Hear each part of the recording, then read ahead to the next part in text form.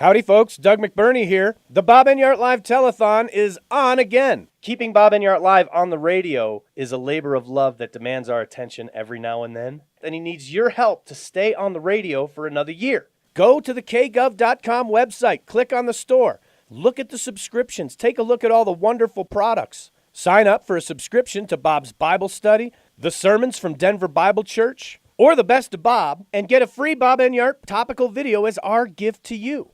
Donate $100 or more, get a free video. Our gift to you for helping Bob Enyart stay on the air for another year. So go to kgov.com to make a donation, purchase a product, or sign up for a subscription today. Warning, there's truth up ahead. It gets beyond all the headlines you read. Don't need lip service with a wink and a nod. You need a man on a mission from God.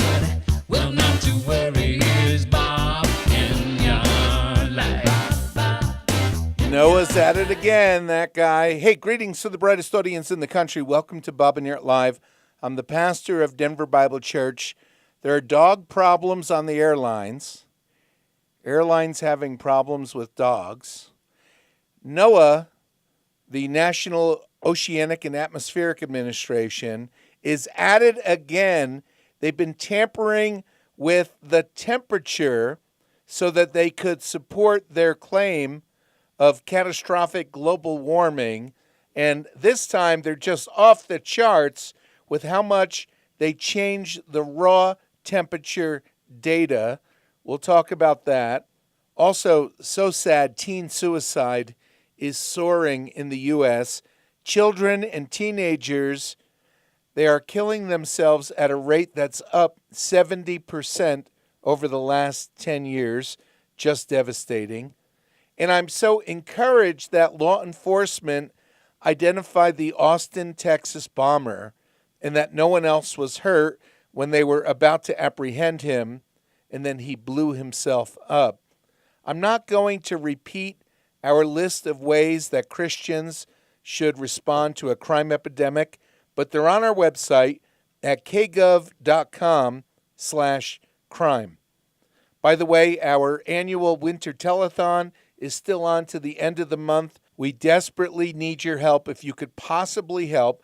Our goal is $50,000, and we've got such a long way to go. So please call us, 800-8-ENYART, 800-836-9278, or if you can, go to our website, kgov.com, kgov, and click on the store. If you could donate, subscribe, purchase some of our resources, I think you'll love them all. So in Texas law enforcement has pulled out all the stops to identify this murderer. Years ago, I wrote a novel called The First 5 Days, The Rebirth of America, about what a biblical government would do in its first 5 days if it had complete governmental authority. One of the aspects of the novel, when crimes occurred, something called real-time investigation was put into operation where it didn't have to be a major crime like a terrorist attack or threats of continued bombing. Any crime at any level, if there was a report that a crime had just taken place, a crime was underway, regardless of how insignificant, the police would use all the resources at their disposal to try to catch the criminal. And then the courts, which operate completely differently from the way our courts operate, we base all this on God's criminal justice system. The courts then would handle the case almost immediately if possible, and then render a judgment and a punishment, and the punishment would be imposed swiftly. And a crime epidemic could end literally overnight. It literally could end overnight. This novel, we don't talk about it much. We don't promote it much.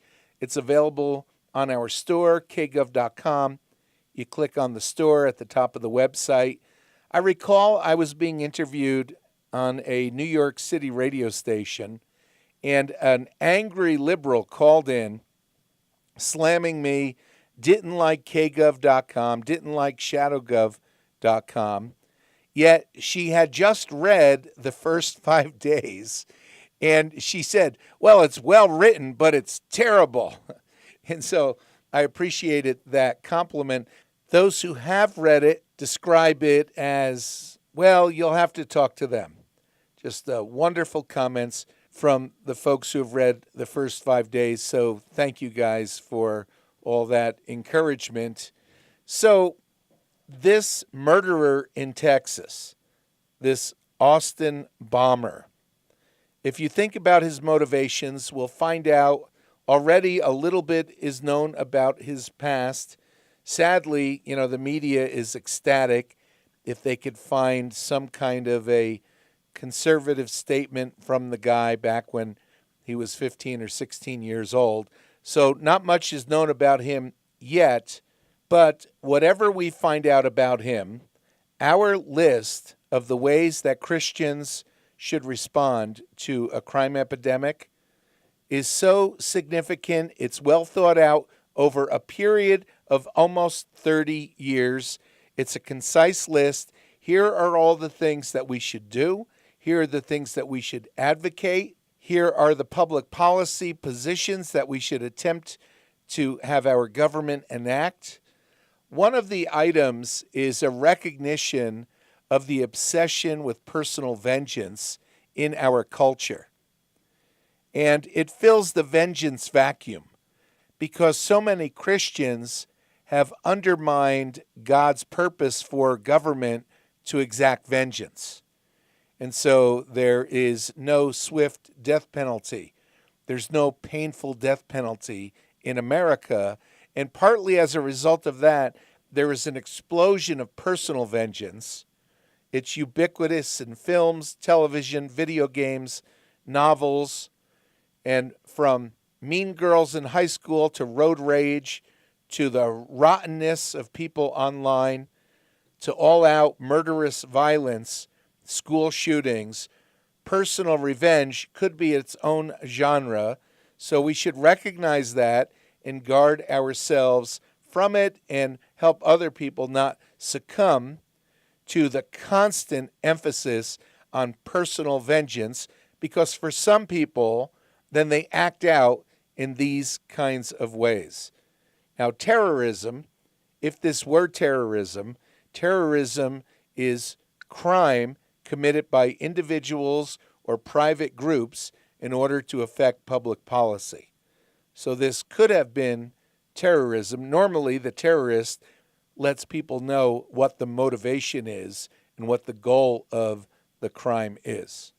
Okay, so dogs on airlines. And I thought really they had accepted male flight attendants. I don't know why now there's all these headlines, the problems with dogs on the air. Oh, wait a minute. Oh, they mean actual dogs. They don't mean male homosexual flight attendants. They're talking about actual dogs. Okay, in the Bible, when it talks about a dog, sometimes it's referring to a homosexual. You know that, right? Warning, warning, warning, Will Robinson, there are Bible verses up ahead. For those in the audience who advocate pluralism and diversity, we know here at Bob and Yurt Live that you would like to censor anyone who would dare quote a Bible verse in public. So this warning gives you fair notice. Raw, unadulterated truth is about to be uttered. So God says in the book of Deuteronomy, one of Jesus' favorite Bible books of the Old Testament, in Deuteronomy chapter 23, verse 18, written by Moses, Jesus attributed the first 5 books of the Bible to the authorship of Moses as inspired by the Holy Spirit. So, this reads, "You shall not bring the wages of a harlot to the house of the Lord your God." Do you know what that means? If there's a prostitute making money, don't use that money to give it to church. That's what that means. And hey, we remember in Indianapolis, the Indianapolis Methodist Church, they had a temple harlot right there working to bring in revenue for the church. It was the pastor's daughter. They had a parsonage that was empty, and the church needed revenue. So the pastor offered to rent the parsonage to his daughter and her boyfriend. So imagine having such a low opinion of your own daughter that you would rent her out like that, like a temple harlot, to get money for the church. They're not married. They're shacking up in the church's property. It's just so horrific. And so you think that daughter would be thankful to her father for giving her that rental opportunity? No, she hated her father for it. He expected nothing more from her, and that's what he got. And they trashed the place, pizza on the carpet, they never paid the rent, not one time.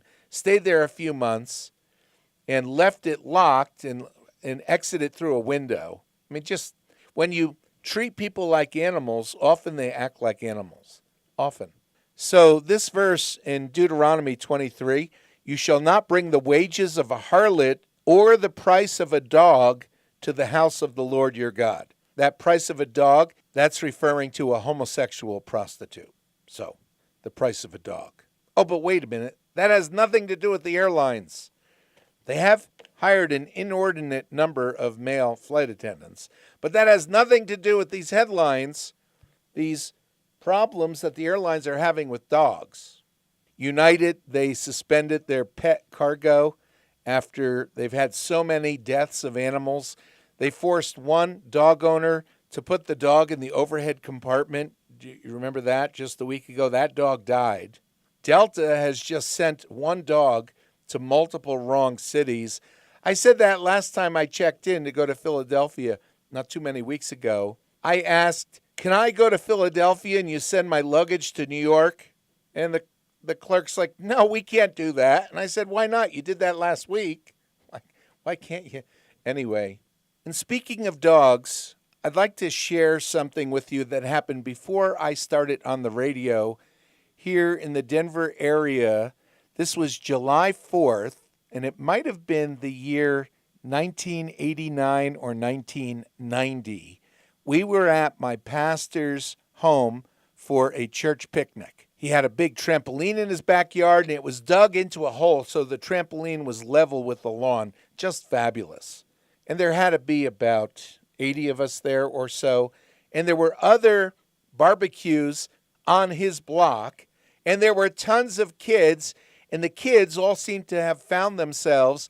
And they were playing in the street on the block. Cool. Well, across the street from my pastor's home, there were renters had lived there. And on the side of their house, they had built a cage for their 2 pit bulls. These pit bulls were, for some reason, enraged. And they were fighting and they were biting the walls of their cage like a chain link fence. I think that's what it was made out of. And the fence was almost coming down, but they were also attacking each other. And the one pit bull was bloodied and looked like it could die. So I call the police. And they tell me, this is the Commerce City Police, they tell me that it's a holiday, you call animal control. They were not interested. So I call animal control. They say it's a holiday. They're not interested. Okay, so one pit bull is killing another pit bull. And now the one is pretty much knocking down the side of his cage. And finally he gets out and the other is lying there to die. So this one insane pit bull is out and on the street playing. There's got to be more than 50 kids. There's got to be. And here's this pit bull with blood all over him. And he's walking along and, leering at these kids. I'm not very good with dogs. I've been bit 3 times in my life, each time by a German Shepherd. So I call the police again. And I say, I just want to let you know, the pit bull is, the one looks like it's dying. The other got out. And it looks like he's stalking the kids. And they said, look, call animal control. So I said, I did, but they said it's a holiday. They said, call animal control. They hung up. The police hung up.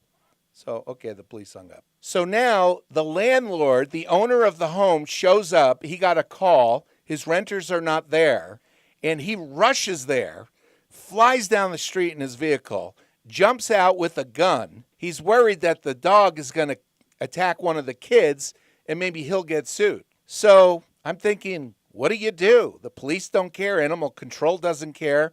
So I called KOA Radio and I called Channel 4 News. You know, I've been involved as a spokesman with the media for a long time. So I called and they were both interested. They both said they're sending reporters. It's July 4th. It's a slow news day. So now the owner is telling the kids, everybody stand back. I'm going to have to shoot this dog. So I figure I'll call the police again. And I called and I said, I just want to give you guys an update. Channel 4 is on their way. KOA News said they're coming. The owner of the home is here. He's got a gun pulled on the dog, and he's trying to shoot the dog in a way that he's not going to shoot one of the kids. So just to let you know, that's what's happening. And that's it. I didn't ask him for help, and that was it. So they said, okay, and we hung up. So maybe 3 minutes later, a cop car comes flying down the street, lights on, screeches his tires. This gal hops out of the cop car and says, who's Bob Enyart? And I said, I am. And she said, you're under arrest. Like, I'm under arrest. My pastor's there, my pastor's wife, all my friends are there. So she handcuffs me, takes my wallet, puts me in the back of the cop car. Like, why in the world am I under arrest? The media gets there. It's all a zoo. Thankfully, they got the dog back and somehow they didn't have to kill the dog. And so pretty much that's the end of the story. But that's one. We have a number of dog stories, including the 3 times I was bit by German Shepherds. But back to today's news and the airlines. I'm sure they'll figure out their dog problems. Then we have the devastation of teen suicide in America, and it truly is horrific. Suicide is something that our culture is obsessed with. If you recall, the Nazis, during World War II, they produced a full-length feature film called I Accuse. And in this film, a doctor's wife is dying of an incurable disease, and he loves her so much that he eventually kills her. And that's the film. So the whole world is attacking the Nazis, and they take their resources and make this film, and it premieres in Rome and Berlin, and because they're so concerned about compassion and about love, right? That's what they're concerned about. Suicide is inherently destabilizing, like with 9/11 and the suicide bombers, the attack on America. When you remove the intense social stigma against suicide that's natural, then many people more readily include suicide among their options, among the way that they could achieve their goals, including teenagers. So you have the suicide of young people in America up by about 70% over the last 10 years. Patients seen at pediatric hospitals for risk of suicide, that has more than doubled since 2008. And you have the media, our universities, many of our political leaders, all as suicide advocates, physician-assisted suicide, and so on. And interestingly, typically, the secular groups that oppose the death penalty for the guilty, they advocate killing the innocent. It's just the way it goes. Whether the unborn or the infirm, the depressed, liberals generally, in fact, support protecting the guilty and killing the innocent. So when you have suicide in your list of options, readily available, right at the top of your thinking, because it's so socially accepted, then you end up with teenagers who are depressed, who kill themselves, murder-suicide criminals, those who attempt suicide by cop, even kamikazes, if you recall, and today's epidemic of Islamic suicide bombers. And you have people like this Austin bomber who may want to harm a certain number of people and think, well, then if something goes wrong with my plans, if they're about ready to capture me, I'll just kill myself. And so we have an epidemic of murder, suicide, and suicide bombings. And if you think about 9/11 and you think about kamikazes and all those who attempt suicide by cop. So suicide is inherently destabilizing. It's promoted by those who do not know right from wrong. It is wrong to kill the innocent. It is wrong to kill someone who has not been convicted of a capital crime.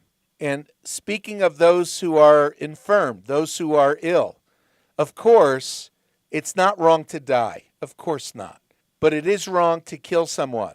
And as I stated, the National Socialists, these are the Nazis. They produced this film. It was an award-winning film, I Accuse. And they do this to show how loving they are, how thoughtful they are about people who suffer. No. The more wicked someone is, the more compassionate that they can make euthanasia appear in suicide.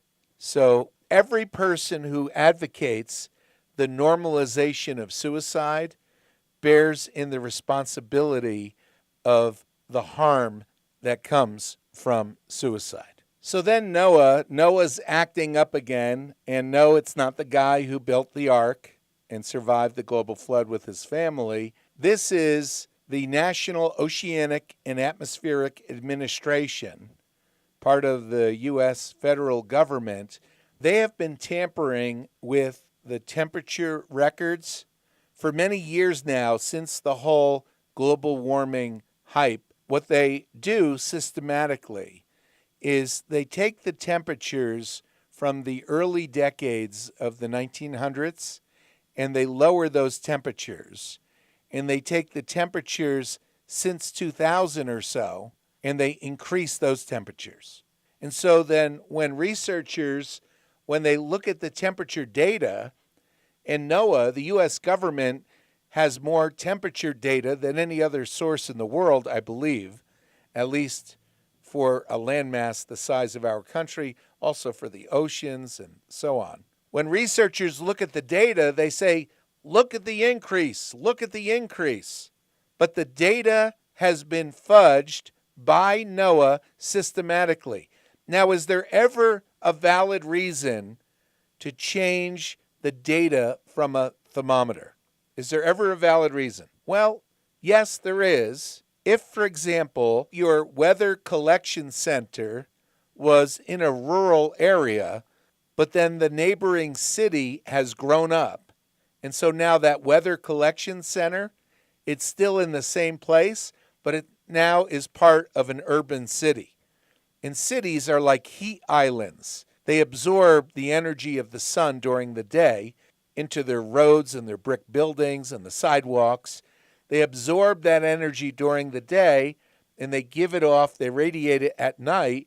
And so cities are warmer than the less developed land around them. And so there's nothing inherently wrong with recognizing that and then adjusting. Of course, you got to be incredibly careful and you got to let everybody know what you're doing. And thankfully, with NOAA, the raw data is available. It's always been available. So here's what they've done. The thermometers in the areas that now have become part of the local heat island, they still adjust the temperatures from those thermometers, only you know what they do with them? They adjust them up. They make it even hotter. So they systematically make the early decades of the U.S. of this last century cooler, and they increase significantly the warming.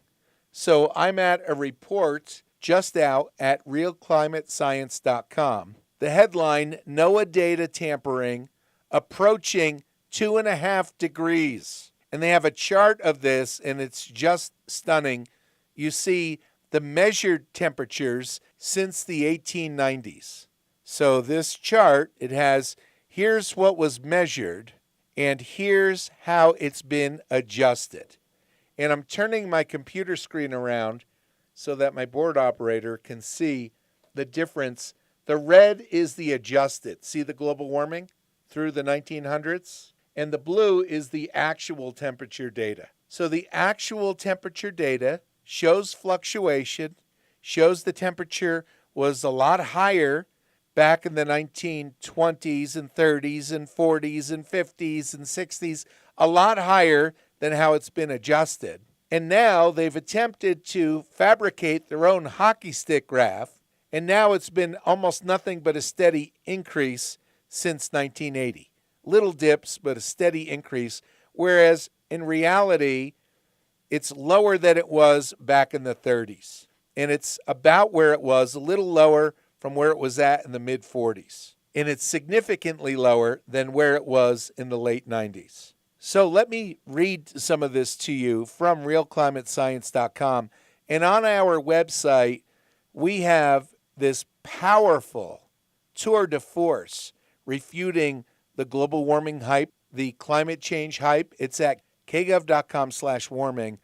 And likely now we will link from there to this article in that section of the paper where the government has been fudging the data. Well, realclimatescience.com writes that NOAA's U.S. temperature record shows that the U.S. was warmest in the 1930s and has generally cooled as carbon dioxide has increased. This wrecks the greenhouse gas theory, so they adjust the data to make it look like the U.S. is warming. What a great point, right? If it was warmest back in the 1930s over a period of years, well then, how could it be a result of industrialization and greenhouse gases? How could that be? The NOAA data tampering produces a spectacular hockey stick of scientific fraud, which becomes the basis of vast amounts of downstream junk climate science. So junk climate science, and this is downstream junk climate science. Downstream because so many researchers, actually thousands, are taking the data from NOAA as they've adjusted it, and they use it then to talk to the media, to do interviews, to write articles, write books, write to the New York Times and the Washington Post, which they'll be thrilled to publish their hysterical fear-mongering. And much of it is based on this tampered data. So realclimatescience.com continues, pre-2000 temperatures are progressively cooled and post-2000 temperatures are warmed. This year has been a particularly spectacular episode of data tampering by NOAA as they introduced nearly 2.5 degrees of fake warming since 1895. You'll recall what God said in the Bible about climate. Did God ever address climate in the Bible? Well, in a way, right? When he talked about winter and summer. And it's like God said to Noah in the book of Genesis, chapter 8, at the end of the global flood. The Lord said, while the earth remains, seed time and harvest, cold and heat, winter and summer, and day and night shall not cease. So are there variations in the climate? Yeah, there was an ice age. In the centuries after the global flood, there was a terrible ice age. That ended, thankfully. We're glad that the earth heated up a bit, and it's been cooling and heating ever since. We are out of time. Our telethon, we need your help to stay on the air. Please reach out to us if you can, kgov.com. May God bless you.